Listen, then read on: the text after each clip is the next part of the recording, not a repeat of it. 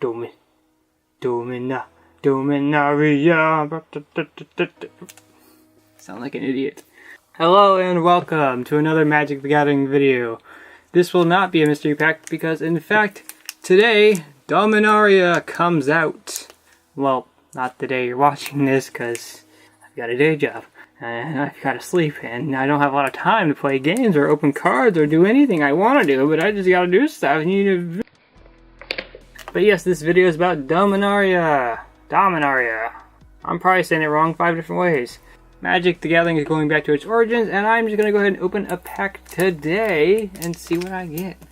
Jeez. Some of these open so easily. Okay, the first card I have is a 1/3 red creature human wizard, Githu Chronicler.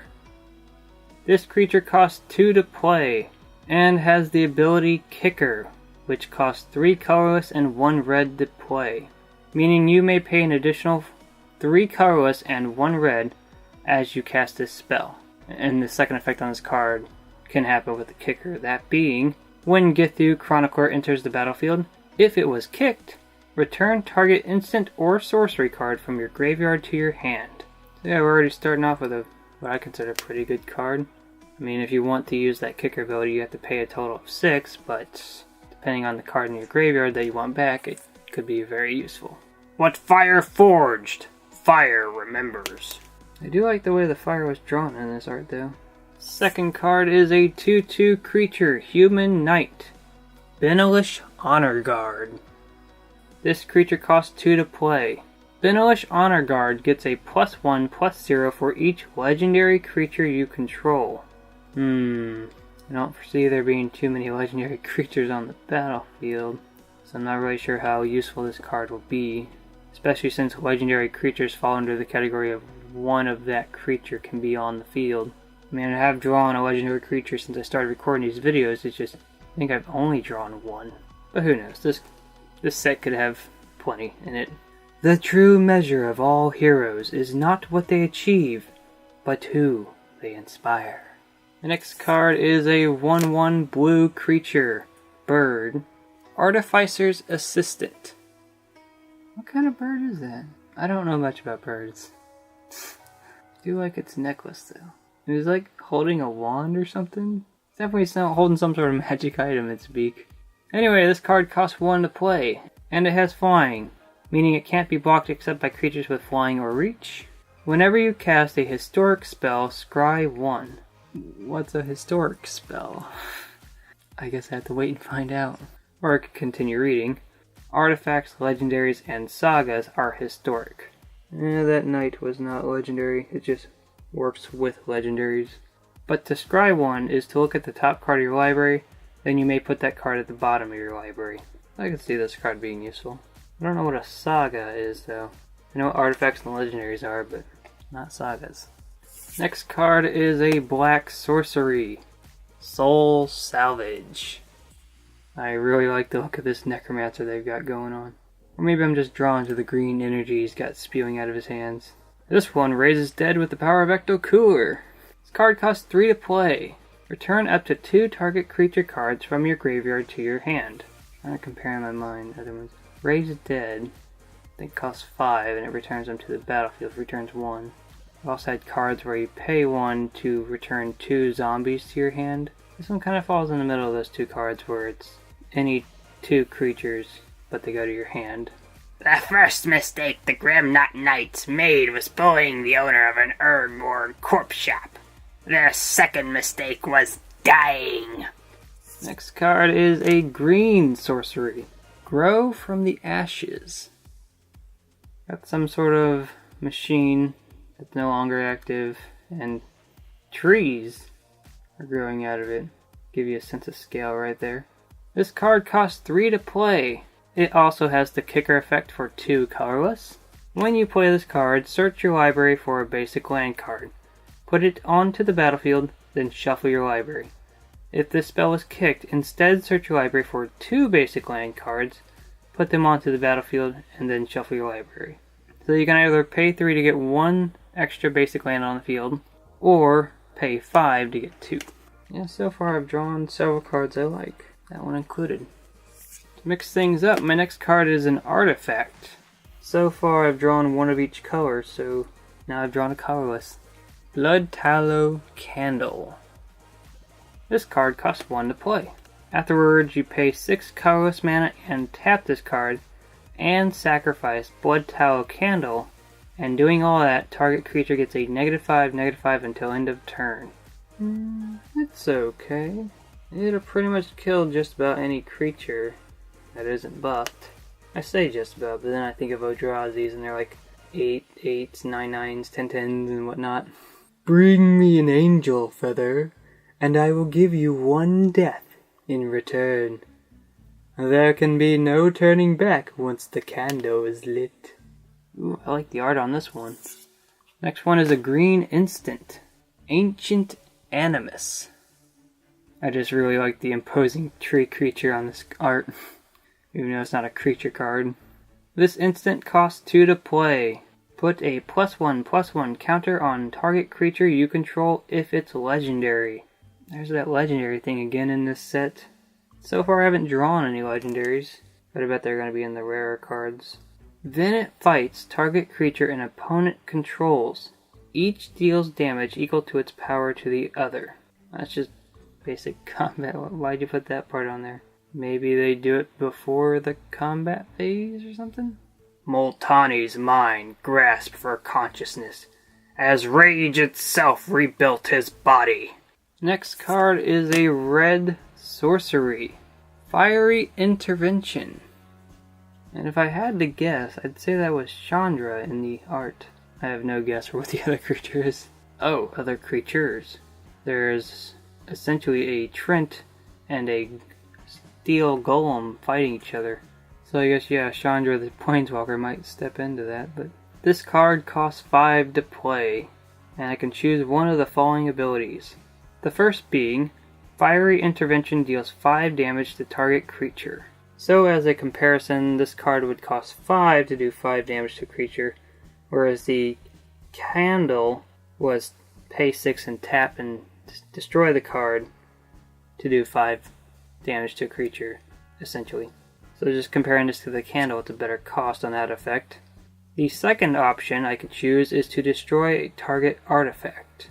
And if we were to apply those to the art, the first option would apply to the Trent, and the second one would apply to the Golem. Burning something is easy. Choosing a target can be more difficult. Next card is an artifact. Navigator's Compass. This card costs 1 to play.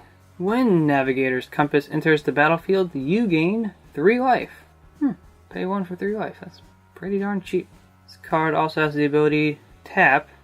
Until end of turn, target land you control becomes the basic land type of your choice in addition to its other types.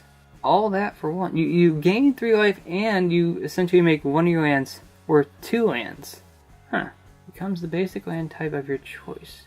Maybe it doesn't make it worth 2 mana, but it makes it to where you get to choose one of 2 mana played from it. Really, I don't see any downside to this card. It's cheap and it's helpful. The Weatherlight can no longer plane shit, but it can traverse Dominaria with ease. Next card is a 3/4 blue creature Sphinx. Cloud Reader Sphinx. Sphinx. I thought that was a mark on the card at first, but I guess that's the creature's tail. This creature costs 5 to play. It has flying, meaning it can't be blocked except by creatures with flying or reach. When Cloud Reader Sphinx enters the battlefield, scry 2, meaning you can look at the top 2 cards of your library, then put any number of them on the bottom of your library, and the rest on the top in any order. On to the uncommon cards. Still no legendary creatures. But I do have a 1/1 red creature human warrior. And we've got the flaming champion of the flame and his flaming battle weapons. This creature costs 2 to play and has trample. For 1/1 that doesn't mean much, but he's got another ability. When a creature has trample, that means that it can deal excess damage to your opponent. The second ability on this card is Champion of Flame gets a +2/+2 for each aura and equipment attached to it.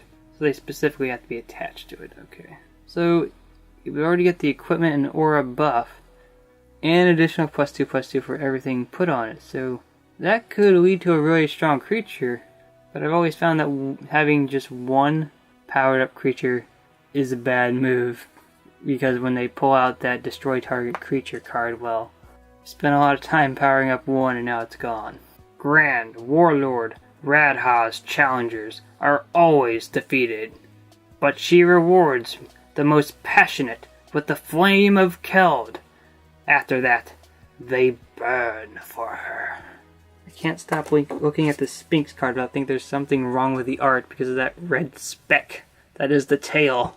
Next card is an artifact equipment.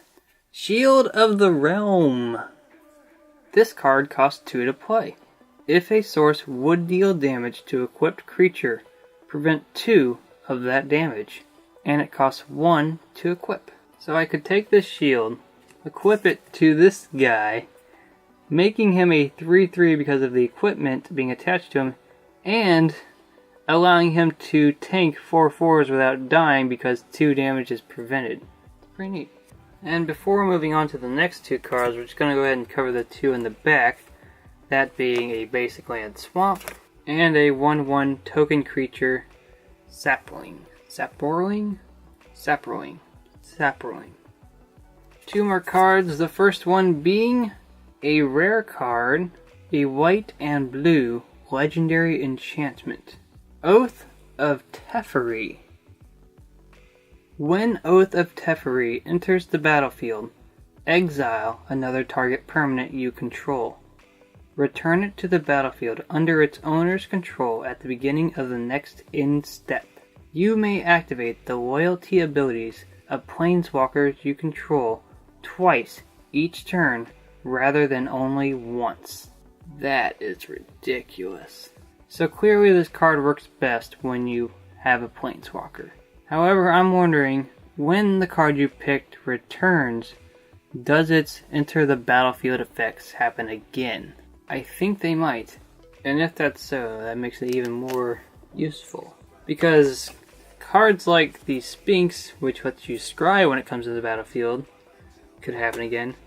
Or the Compass, which would give you 3 life when it comes back in. I have to double check the ruling on that, but if so, that would be pretty darn useful. For the lost and forgotten, I will keep watch. And my last card is a 5/5 green legendary creature, Ape Warrior. Groon, the Lonely King. This legendary creature costs 6 to play. And this was in the pack after the rare card. So there might be a chance, much like how with the Eldritch Moon you always got a transformation card, transforming creature with your pack, there's a chance you might always get a legendary creature in the Dominaria packs. I'll have to open more to find out. This legendary creature has kicker 3. If Groon, the Lonely King, was kicked, it enters the battlefield with 5 +1/+1 counters on it. Hell yeah, I'd pay for that. Comes in as a 10/10 if you pay 9. Yeah, I'd strive for that. Whenever Groon attacks alone, double its power and toughness until end of turn. So not only can this guy come in as a 10/10, he can be a 20/20 without any equipment or anything buffing him. If you're able to play this creature and your opponent does not block it, they lose, essentially. Because it could deal 20 damage. Unless you're playing against a deck that's built around gaining a lot of health, but yeah, this one's pretty brutal. I like it. There's a lot I liked about opening this pack, but if I just had to narrow down to some of my favorites, I liked the combo idea of Champion of the Flame and Shield of the Realm, or essentially any other card that could come about in this set. I liked Soul Salvage and Ancient Animus, if mainly because of their art. I liked the Githu Chronicler for the potential to get back a powerful card. And my top 3 came down to the Navigator's Compass for its just cheap cost and helpful abilities. Oath of Teferi If only because now I'm thinking I could probably use that with Tamio, the one a planeswalker I have so far. Yeah, I believe I made her in a deck with white, blue, and green, so it would fit in well with the colors. And of course, so far my favorite is Groon, the Lonely King. I definitely got to make a green deck now. So yeah, that's all from this booster pack. So far I am liking Dominaria. But wait! There's more! I also bought this thing from the store. I have no idea what it is. They're called Relic Tokens. I saw these for the first time in the store and there were 2 of them left, so I went ahead and grabbed one of them. There's some sort of dual dials to track token power and toughness, or other game mechanics, life total, loyalty, energy, etc. There are 15 collectible tokens in the set, and this has 3 randomly. So as a bonus, I'm going to go ahead and open this and see what I got. Dominaria, Dominaria. Things a lot harder to open than the packs. I got it.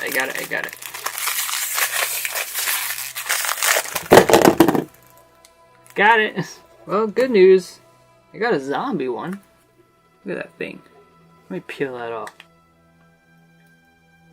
It has 2 numbers. It has 2 dials that represent numbers from 0 to 9. Yeah. The second one I got is... I don't even know how to pronounce this. Tarmagyaf or something. That word. And my third one is... it's also a zombie. Got 2 unique ones. I guess I do play zombies more than any other creatures, so... I was hoping the first one I opened would have at least 3 different things in it, but... 2 of the same. Oh well. Wait, there are foil versions of these? Really? Why couldn't I get a foil zombie? But anyway, that's the end of this video. The first video of Dominaria. My friend Adam and I will eventually be opening a booster box of the Dominaria set, so wait for that to come out eventually. So until then, thanks for watching.